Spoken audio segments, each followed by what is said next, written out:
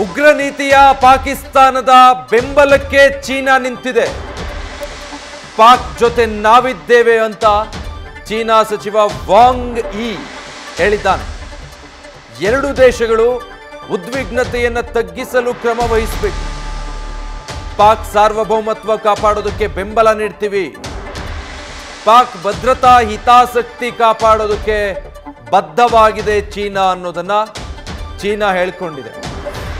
China ಹೀಗೆ ಹೇಳ್ಕೊಂಡ ಮಾತ್ರಕ್ಕೆ ಇದರಿಂದ ಭಾರತಕ್ಕೇನು ಆತಂಕ ಅನ್ನೋದೇನಿಲ್ಲ.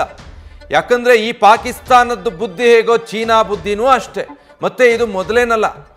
ಪಾಕಿಸ್ತಾನದ ಮೇಲೆ ಚೀನಾಗೆ ಅಷ್ಟು ಪ್ರೀತಿ ಇದ್ದಿದ್ರೆ ಇವತ್ತು ಪಾಕಿಸ್ತಾನ ಈ ಪರಿಸ್ಥಿತಿಗೆ ಬರೋದಕ್ಕೆ ಚೀನಾ ಬಿಡ್ತಾನೆ ಇರಲಿಲ್ಲ.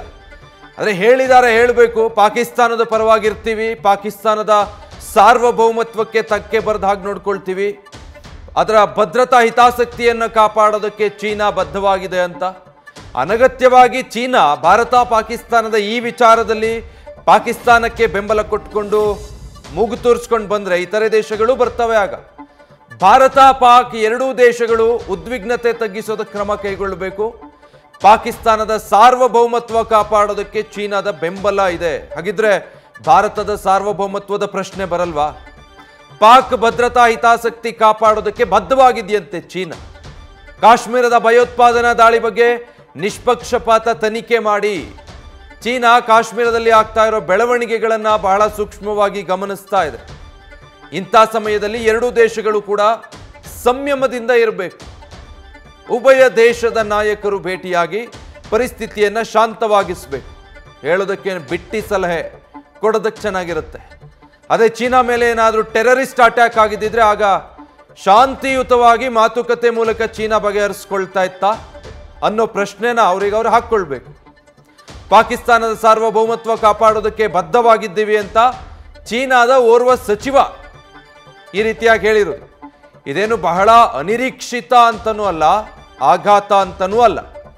ಚೀನಾ ಬುದ್ಧಿ ಏನು ಅನ್ನೋದು ಅದೊಂಥರ ಪಾಕಿಸ್ತಾನ ಬಿಟ್ಟರೆ ಏಷ್ಯಾ ಖಂಡದಲ್ಲಿ ಅಂಥ ನಡವಳಿಕೆಗಳಿಗೆ ಚೀನಾ ಎರಡನೇ ಸ್ಥಾನದಲ್ಲಿ ಬಂದು ಕೂತ್ಕೊಳ್ಳುತ್ತೆ ಅಂದರೆ ಆ ಎರಡು ದೇಶಗಳೇ ಹಾಗೆ.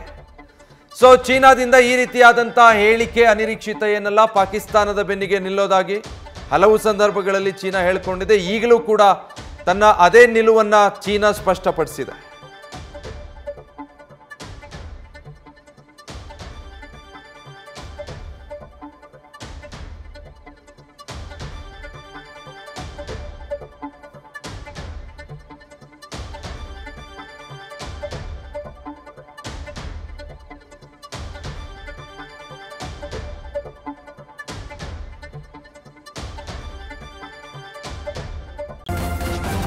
ನ್ಯೂಸ್ ಫಸ್ಟ್ ನಿರ್ಭೀತಿಯಿಂದ ನಿಮ್ಮ ಪರವಾಗಿ.